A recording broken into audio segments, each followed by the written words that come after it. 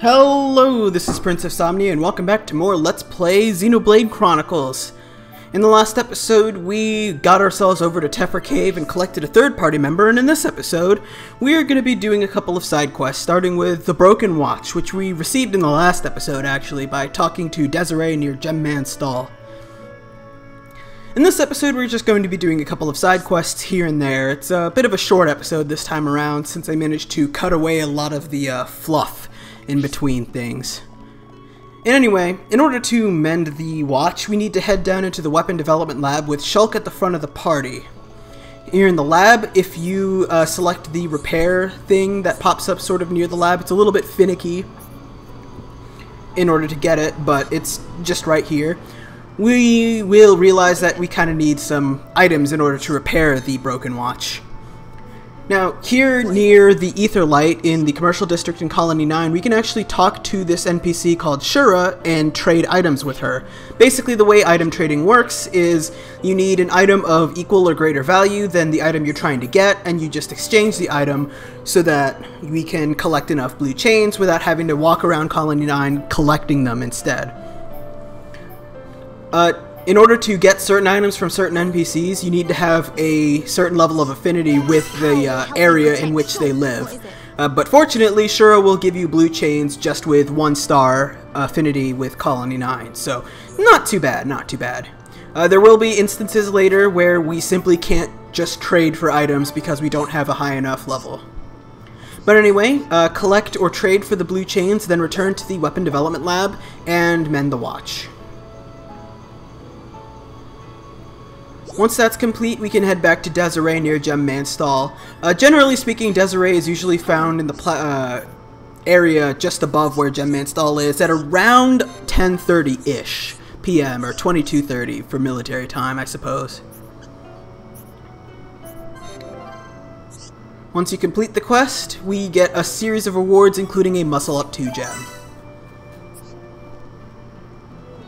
For the next quest, we need to talk to Marcia here in the commercial district of Colony 9. She is just by one of these stalls filled with vegetables. If you walk around the outer edge of the commercial district, you'll eventually find her.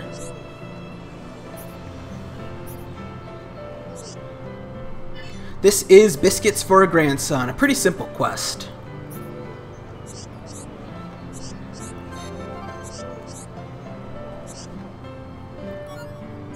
All you need to do is deliver these biscuits to Jarok, who you can find in the residential district at 2200. The area is kind of towards the south-ish area of the commercial district, or not commercial, the residential district. He's not that difficult to find. Once you deliver the biscuits, return to Marcia to complete the quest. Your reward for this one is some swimming sandals, no slots though. Next quest is with Dionysus here in Colony 9. He is in the same area as Jarok, except during the daytime rather than at night, and he's just sitting out here on the bench.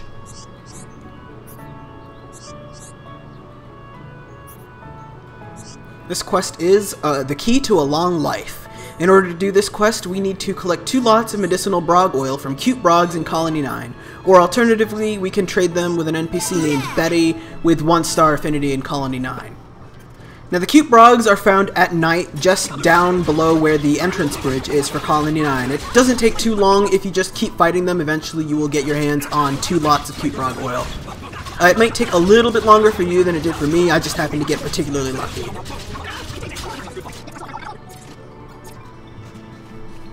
Once you collect the medicinal brog oil, return to Dionysus to complete the quest. Your reward for this quest is a pair of light shoes with 1 slot. Our next quest takes us to Nira, who is not too far away from where Dionysus is, also during the daytime.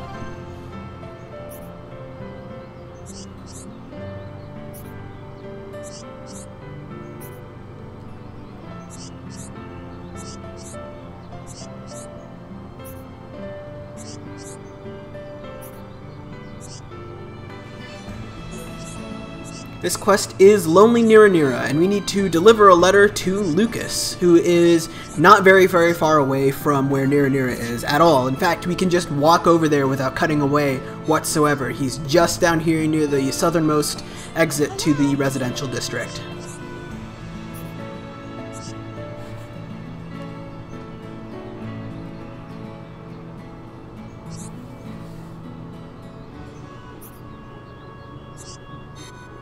Once you deliver the letter, return to Nira to complete the quest.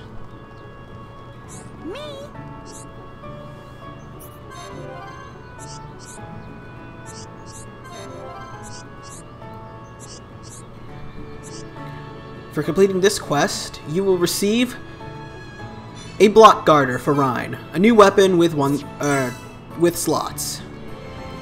The next quest will take you to Susanna, over here in the westernmost part of the residential district. You need to have spoken to her son Mortis, who usually hangs out with Lucas in the residential district at around 10 o'clock. This is Education-Minded Susanna, which we actually aren't going to be completing in this episode. I just wanted to pick it up because the objective will take us into Tephra Cave.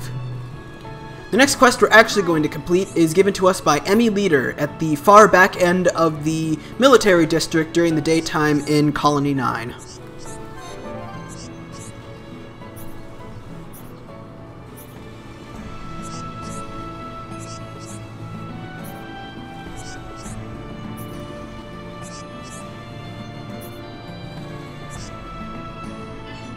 This is a young captain's request. In order to do this quest, you need at least 1¼ stars of affinity with Colony 9. It's a little hard to tell just how much that is, but generally speaking, if you can't accept the quest, just go do a couple others before you'll be able to. Miller is in the commercial district just behind Gemman's stall during the daytime. Find him and talk to him in order to progress with the quest. Then return to Emmy Leader all the way in the back of the military district in order to complete the quest.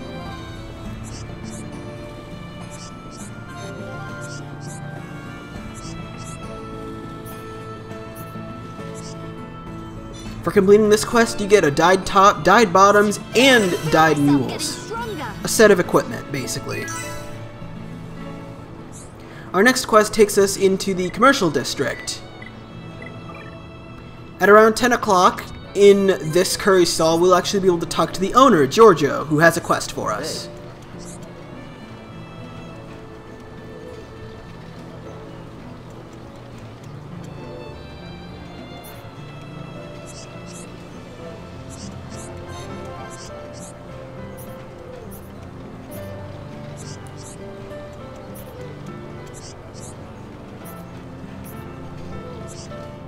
This is a curry conundrum, which requires us to collect 5 dance apples from Colony 9.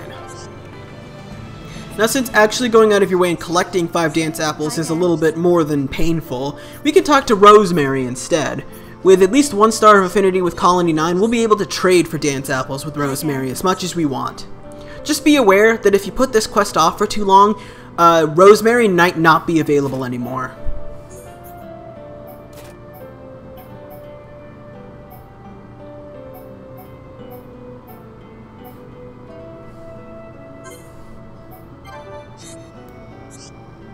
Once you've collected your 5 dance apples, return to Giorgio to complete the quest.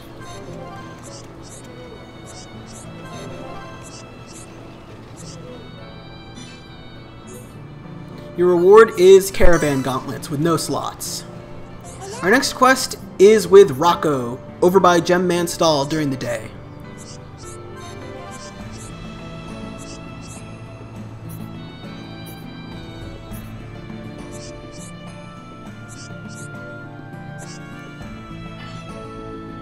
In order to complete Rocco's heartful request, we need to find someone who can mend his keepsake. That would be Dean, who can be found in the military district at 10 o'clock.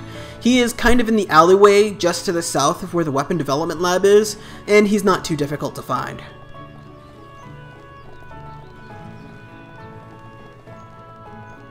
Hi there. You have to speak to Dean twice in order to complete the task. The first is for finding him, quote-unquote, and the second is actually giving him the broken pendant to mend. Kind of weird, but that's just what you have to do. Once you've spoken to Dean twice, return to Rocco to complete the quest.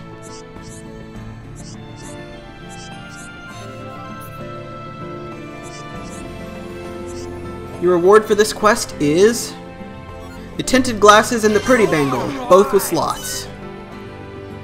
But anyway, this is actually it for this side quest episode. Like I said, this is just going to be a quick little thing. It actually turned out to be a lot shorter than the recording session for it, but there's not a whole lot we can actually do by way of side quests here. I just did these to get us a couple of levels to handle what's coming up next.